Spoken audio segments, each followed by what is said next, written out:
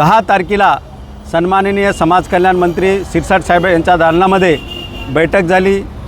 आमचे कार्यसम्राट खासदार डॉक्टर श्रीकांत शिंदे त्या ठिकाणी उपस्थित होते। आमचे आनंदजी आंबेडकर साहेब हेही त्या ठिकाणी उपस्थित होते। श्यामदादा गायकवाड त्या ठिकाणी उपस्थित होते। वंचितचे जिल्हाध्यक्ष सोनू पवार या ठिकाणी होते।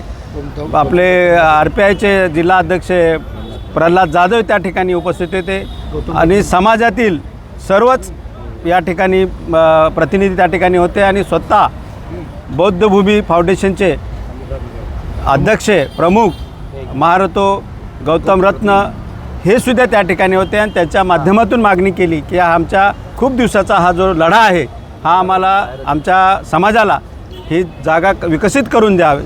त्यात खासदार साहेबांनी त्या ठिकाणी सांगितलं की ही जी जागा आहे ही जागा बौद्ध फाउंडेशन आणि प्राधिकरण यांच्या नावावर केली जाईल आणि त्यामध्ये बौद्ध फाउंडेशनचे भंतीजी आणि समाजातील जे कार्य करणारे चळवळीतले जे काही नेते आहेत, जे समाजासाठी अनेक आंदोलने केलेले आहेत, असं जे प्रतिनिधित्व करणारे साहित्यिक असतील, मोठे नेते असतील समाजाचे, त्या प्राधिकरणावरती 10 ते 9 लोक ठेवतील आणि जिल्हाधिकारी, समाज कल्याण सेक्रेटरी आणि कल्याणचे आयुक्त अशी एक प्राधिकरणाची कमिटी असेल आणि त्या माध्यमातून एक आराखडा तयार केला जाईल आणि तो आराखडा येत्या 3 महिन्याच्या आत समाज कल्याण मंत्री शिरसाट साहेबांनी सांगितलेलं आहे आणि त्या आराखड्यामध्ये बौद्ध समाजाला म्हणजे आमच्या समाजाला त्या ठिकाणी मुलांना शाळा, कॉलेज, हॉस्पिटल, त्या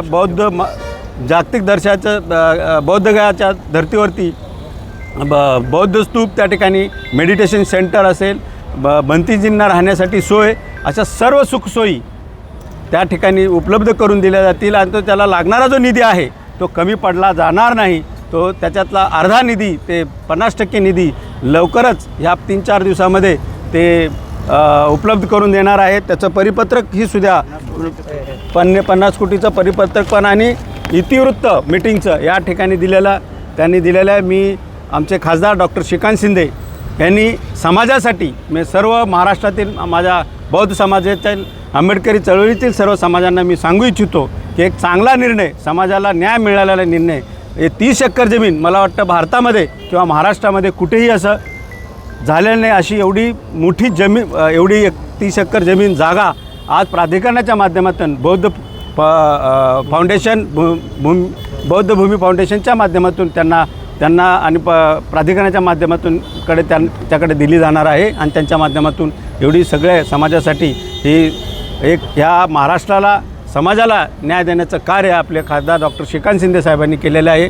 मीडियामध्ये, समाजामध्ये काही लोक तुमच्या फेसबुकवरती काही चुकीचे मेसेज पसरवून, स्वार्थी मेसेज पसरवून समाजामध्ये तेढ निर्माण करण्याचं कार्य करते। तर मी महाराष्ट्रातील सर्व माझे फुले आंबेडकरी चळवळीतल्या सर्व अनुयायांना मी सांगू इच्छितो, माझ्या बौद्ध समाजातील सर्वांना सांगू इच्छितो की असं काही नाही आहे। एक चांगला विकास त्या ठिकाणी होतो आहे आणि आमचे खासदार डॉक्टर श्रीकांत शिंदेंनी पुढाकार घेऊन त्यांनी हा दिलेला शब्द त्यांनी पाळला।